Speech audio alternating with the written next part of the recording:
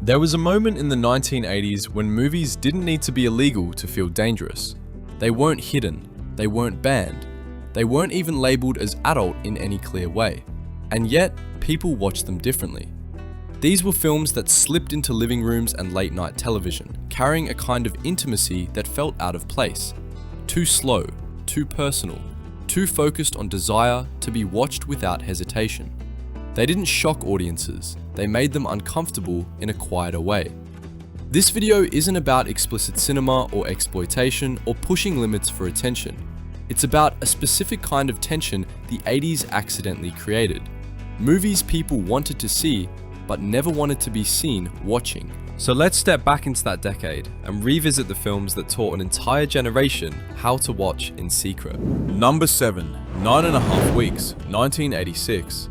When we watched a film like this in the 1980s, we didn't need anyone to tell us what kind of movie it was. We felt it almost immediately. On paper, the story is simple. Two adults meet in New York.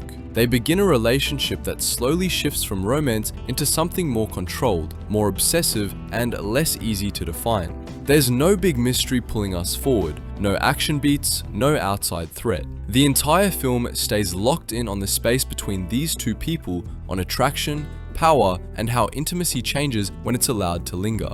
And that's exactly why watching it felt so uncomfortable. Director Adrian Lyne wasn't interested in protecting the audience. He didn't rush moments along. He didn't soften desire with humor or distance.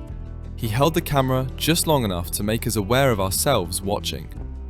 As viewers, we weren't invited to relax. We were invited to observe, quietly, closely, and without guidance. That's when the room started to matter. In the 80s, movies like this didn't belong to private screens. They showed up on VHS, on late night television, in shared living rooms. So we adjusted. We lowered the volume. We stayed closer to the screen. We listened for movement outside the room. Not because something extreme was happening, but because the film refused to give us a safe excuse for watching. There was no spectacle to hide behind. No genre label we could casually explain if someone walked in. Just prolonged intimacy that made us feel like witnesses to something personal. That's what made 9.5 Weeks a movie we watched alone. Not because it crossed a clear line, but because it erased the distance that usually protects the audience. And once we experienced a film like that, we understood something the 80s never said out loud. Some movies weren't meant to be illegal. They were just meant to be private. Number 6, Body Heat, 1981. When we came across a movie like this in the early 80s, it didn't feel like romance, and it definitely didn't feel safe. On the surface, it plays like a classic noir. A small-town lawyer, a married woman, a relationship that starts with attraction and quickly turns into something darker. But as the story unfolds, we realize this isn't really a crime film. It's a film about desire overriding judgment, about how quickly logic disappears once attraction takes control. Director Lawrence Kasdan places the audience uncomfortably close to that process. We're not watching desire from a distance, we're pulled into it step by step without the usual moral handrails. That's what made it hard to watch openly. This wasn't the kind of movie where intimacy was brief or decorative. It was heavy, sweaty, lingering in a way that made us aware of how long the camera stayed in the room. And in the 1980s, that mattered. Films like this didn't come with clear labels. They showed up on VHS shelves. They aired late on television. They entered shared spaces without warning. So we adapted. We didn't watch Body Heat casually. We didn't leave it playing if someone walked by. Because explaining why we were watching this kind of film was harder than just changing the channel. It wasn't explicit in a way that crossed an obvious line. It was erotic in a way that felt intentional, as if the film wanted us to sit with desire long enough to feel complicit in it. That's why Body Heat became a movie people watched quietly. Not because it was forbidden, but because it made us feel exposed for wanting to keep watching. And once we felt that, we understood something the decade never said directly. Some films weren't dangerous because of what they showed. They were dangerous because of how clearly they showed us. Number 5, Blue Velvet, 1986. When we watched a movie like this in the 80s, it didn't feel sexy in a comfortable way. It felt disturbing, and that was exactly the problem. On the surface, the story looks almost ordinary. A quiet town, a curious young man, something strange hiding beneath a clean, familiar surface. But very quickly, we realize this isn't a mystery meant to be solved, it's an experience meant to unsettle us. Director David Lynch doesn't guide the audience towards safety, he holds the camera steady, he lets scenes stretch longer than expected, he refuses to explain what we're supposed to feel, and that's where the discomfort begins. The intimacy in this film isn't romantic, it's invasive. Desire isn't framed as pleasure, but as something dangerous, obsessive, and unbalanced. As viewers, we're placed in an awkward position. We're not given distance, we're not allowed to look away without missing something important.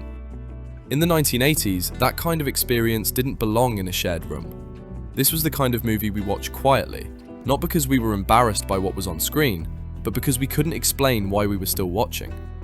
It wasn't explicit enough to dismiss, it wasn't safe enough to feel normal. And once a film makes desire feel unsettling instead of exciting, it changes the way you think about intimacy on screen. Which brings us to the next film on this list. One that pushed that discomfort even further, by stripping away romance entirely and replacing it with something colder, quieter, and impossible to watch without feeling exposed. Number 4. The Hunger, 1983. By the time we reached a film like this in 1983, the discomfort had shifted. It wasn't loud anymore, it wasn't aggressive. It was quiet, controlled, and much harder to explain. On the surface, The Hunger looks elegant, stylish characters, a refined world, a story built around immortality, attraction, and slow decay. There's a central relationship that feels less like romance and more like fascination, desire mixed with distance, intimacy without warmth. Director Tony Scott makes a very specific choice here. He doesn't rush anything, he doesn't clarify emotional boundaries, he lets atmosphere do the work.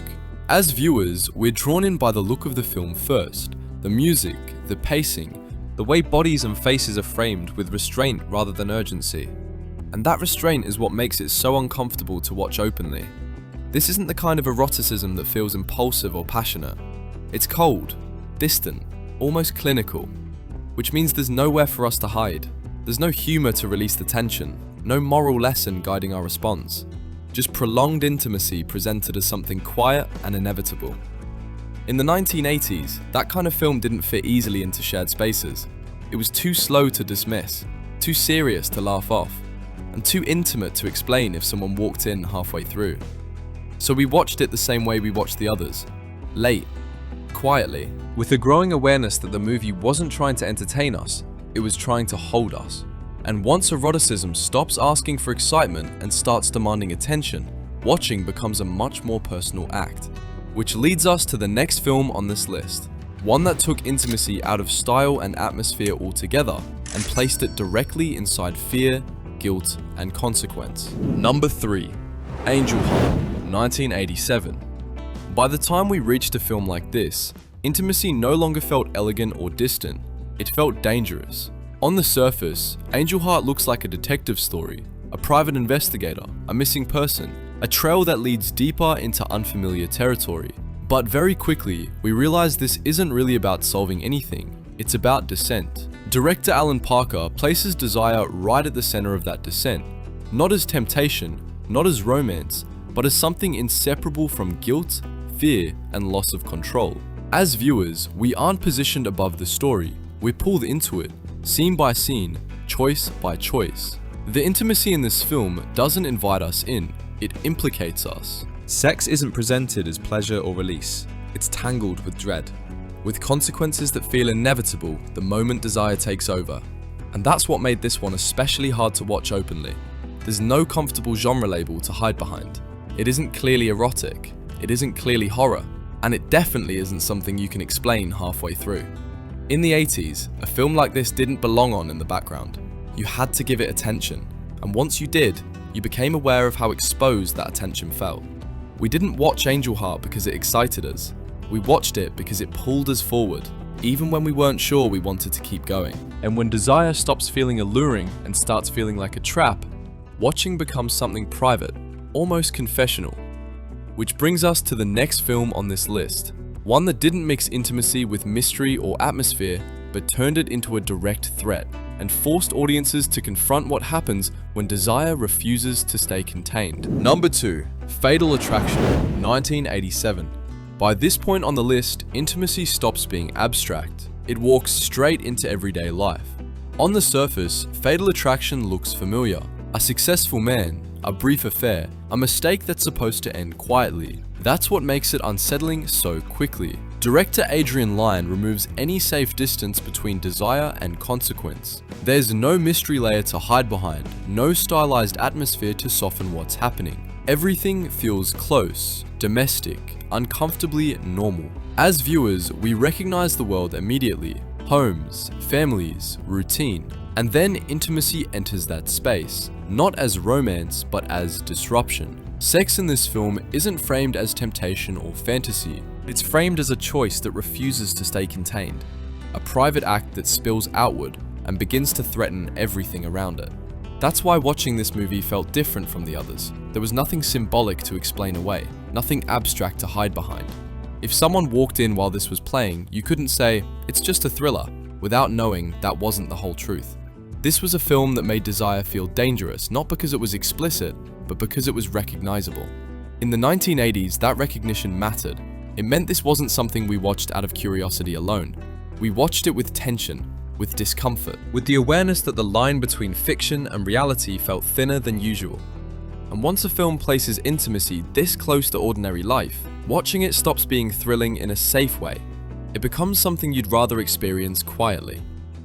Which brings us to the final film on this list, one that stripped everything down even further, removing genre, removing protection, and leaving the audience alone with nothing but desire and silence. Number 1. Dressed to Kill, 1980. By the time we reach the final film on this list, the idea of watching in secret is no longer symbolic, it's literal. On the surface, Dressed to Kill presents itself as a thriller, a psychiatrist, a patient, a crime that appears to anchor the story. But almost immediately, we understand this film is doing something else. Director Brian De Palma places the audience in a position that feels uncomfortably close. Not just close to the characters, but close to their gaze. We aren't simply watching desire unfold, we're watching it through someone else's eyes. That's the key difference. This film doesn't frame intimacy as mutual or private. It frames it as something observed, something followed, something that turns the act of looking into part of the experience. As viewers, we become aware of our own position. We're not outside the scene, we're implicated in it. And that made this movie especially difficult to watch openly. Not because of how explicit it was, but because of how clearly it understood the act of watching itself. In the 1980s, films like this didn't belong on in the background. They demanded attention, and that attention felt dangerous. You couldn't casually explain why you were watching it. You couldn't half watch and pretend nothing was happening. The film made you conscious of the fact that you were looking, and that awareness didn't feel innocent. This wasn't eroticism meant to be enjoyed comfortably. It was eroticism that made the audience self-aware, exposed. Which is why Dressed to Kill sits at the top of this list. Because out of all these films, this was the one that understood something most clearly. The real tension wasn't on screen, it was in the act of watching. And once a movie makes you feel that, watching stops being passive. It becomes something you do quietly, carefully, and very much alone. What these films really reveal isn't how bold the 80s were, but how unprepared that era was for intimacy on screen. They slipped through a system that hadn't decided where desire belonged, or who was supposed to deal with it. And maybe that's why they never really left. Not as clear stories, but as unfinished memories of a time when simply watching felt like a risk. If that tension still lingers for you, there's probably more than one film from that era you remember in fragments. Not scenes, not plots, just the feeling. If one of those memories surfaced while watching this, a like helps keep this space open. And the comments are there if you want to leave a trace of it, because these moments don't disappear. They just wait for someone else to admit they remember them too.